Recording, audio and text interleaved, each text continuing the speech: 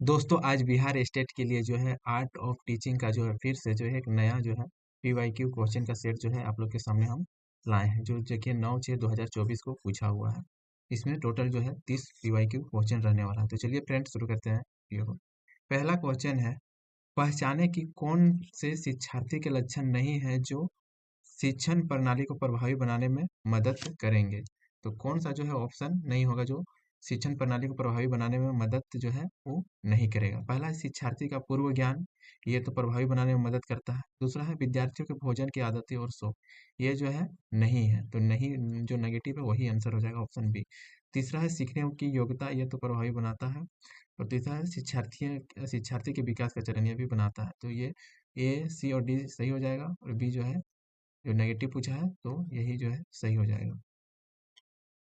Question number दूसरा है, शिक्षक इसकी अनुपस्थिति में शिक्षार्थी से कोई उपयोगी प्रतिक्रिया प्राप्त नहीं कर सकता है। ऑप्शन ए है अच्छा शरीर, बी है धन, तीसरा है प्रेरणा और डी है परीक्षा। तो किसकी अनुपस्थिति में जो है शिक्षार्थी कोई भी है उपयोगी प्रतिक्रिया प्राप्त नहीं कर सकता। तो इसका आंसर हो जाएगा सी यानी मोटिवेशन। मोटिवेशन के बिना जो है शिक्षार्थी जो है कोई भी उपयोगी प्रतिक्रिया जो है प्राप्त नहीं कर सकता है। तो ऑप्शन सी इसका सही उत्तर हो जाएगा। क्वेश्चन नंबर तीसरा है, छोटे सहयोगात्मक शिक्षण समूह में विद्यार्थियों की संख्या कितनी होती है। ऑप्शन ए है 3 से 4, बी है 5 से 6, सी है 8 से 10 और डी है 10 से 15। तो छोटे सहयोगात्मक जो शिक्षण समूह होता है इसमें जो है विद्यार्थियों की संख्या 3 से 4 होता है। ऑप्शन ए सही हो जाएगा।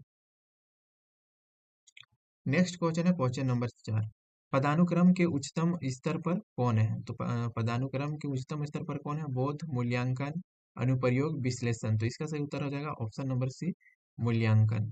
तो हम लोग देखते हैं ब्लूम के वर्गीकरण के बारे में आप लोग पढ़े होंगे। ब्लूम के वर्गीकरण में पदानुक्रम के उच्चतम स्तर पर मूल्यांकन है। ज्ञान का जो है उसमें जो है ब्लूम ने ज्ञान के पदानुक्रम के 6 स्तर बताया था। पहला ज्ञान, दूसरा बोध और तीसरा था अनुप्रयोग, फिर विश्लेषण, फिर संश्लेषण और छठा था मूल्यांकन।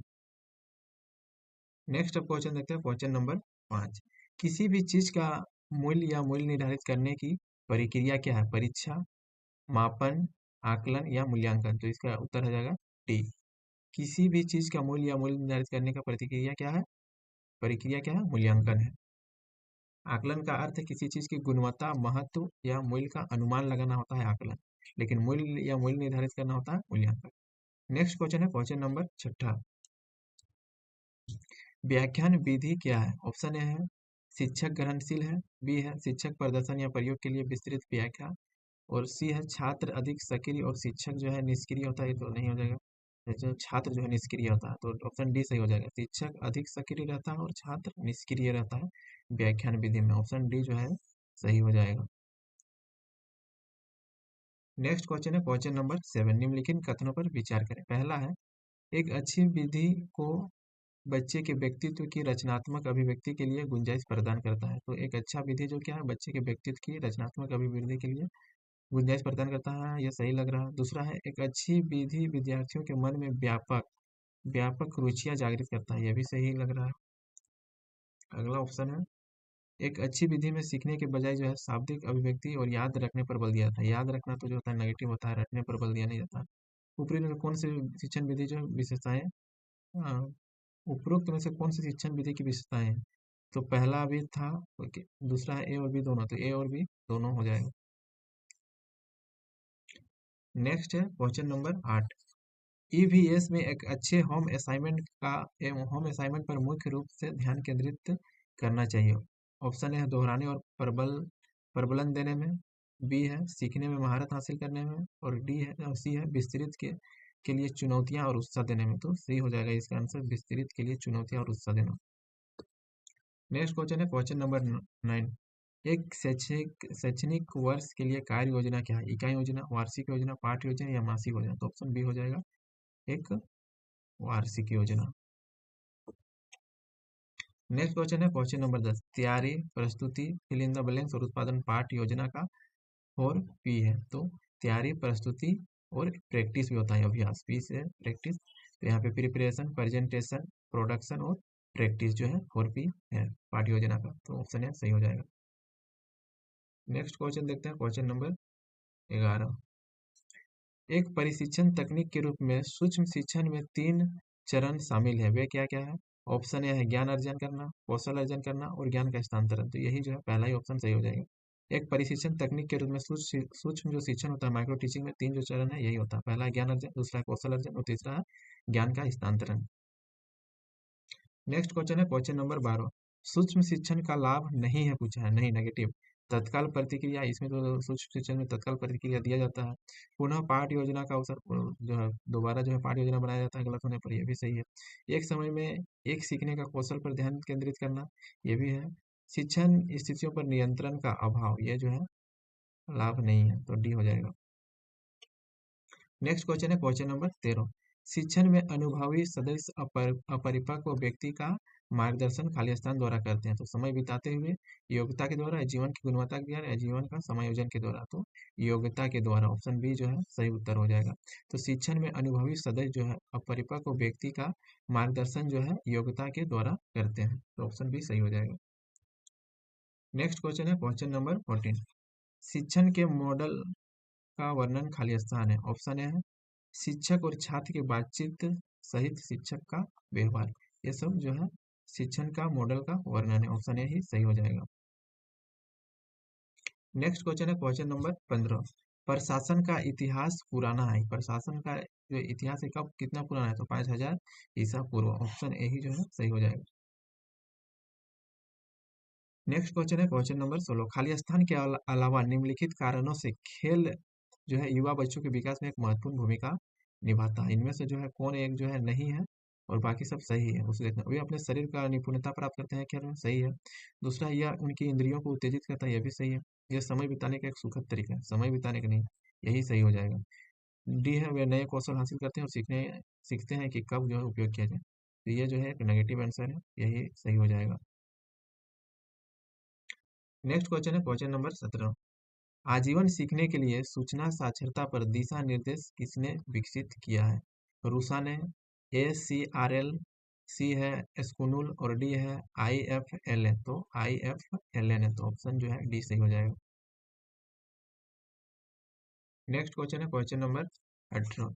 एक परामर्शदाता के रूप में शिक्षक को माना जाता है। ऑप्शन है आत्मनियंत्रण युक्त, दूसरा है कक्षा व्यवहार और विषय के प्रति अपने दृष्टिकोण में उत्तेजक और कल्पनाशील, सी है छात्रों के व्यवहार से संबंधित समस्याओं से सीधे संबंधित रखना, और डी है कक्षा में अलग अलग बच्चों पर नजर रखते हुए मार्गदर्शन करना। तो यही जो है सबसे उपयुक्त आंसर है, ऑप्शन नंबर डी, कक्षा में अलग अलग बच्चों पर नजर रखते हुए उन्हें मार्गदर्शन करना। नेक्स्ट क्वेश्चन है क्वेश्चन नंबर 19। निम्नलिखित में से कौन एक शिक्षक को कक्षा में सकारात्मक माहौल को बढ़ावा देने में मदद करता है? ऑप्शन है कक्षा में सख्त अनुशासन बनाए रखना, सख्त सब तो नेगेटिव लग रहा है। दूसरा है ऑप्शन बी खेलो और सीखो पद्धति लागू करना, यह सही है। सी है प्रत्येक छात्र को अपनी गति से सीखने का अवसर देना, यह भी सही है। और ऑप्शन डी है उपरोक्त सभी, चूंकि यहाँ पे ऑप्शन डी है उपरोक्त सभी और यहाँ पे दो तो पूरा पॉजिटिव लग रहा है। सख्त अनुशासन थोड़ा सा कमजोर जो है आंसर है, लेकिन चलिए ऑप्शन डी यहाँ उपरोक्त सभी दिया, तो ऑप्शन डी ही जो है सही हो जाएगा। नेक्स्ट क्वेश्चन है क्वेश्चन नंबर 20। शिक्षण में विभिन्न प्रयोग इसलिए किए जाते हैं क्योंकि पढ़ाना आसान हो जाता है, ऑप्शन ए है, ये भी सही है। छात्र कक्षा में ध्यान देते हैं, ठीक है।